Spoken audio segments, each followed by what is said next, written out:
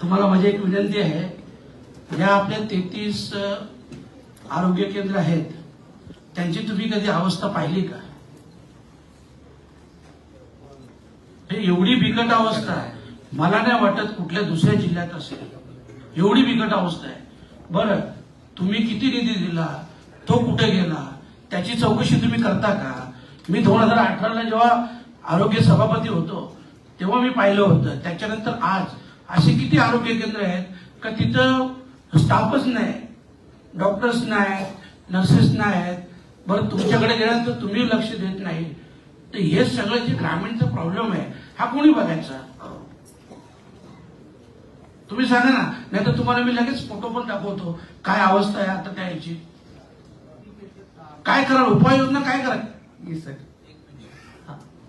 तुम्ही पीएससी कधी विजिट केली का? केल्यात सर, विजिट केल्या. काय बघितलं तुम्ही? Yes sir. आता आपल्या 3 PHC ला नॅशनल क्वालिटी अश्युरन्स सर्टिफिकेट पण भेटलेलं आहे. नॅशनल लेवलच्या PHC झाले आहेत. कायाकल्पमध्ये पण जवळपास 14 अवॉर्ड आपल्याला भेटले. साहेब 3 PSC आहेत, 33 आहेत. तुम्ही खरं म्हणजे आता खासदारांनी मांडलेला मुद्दा बरोबर आहे.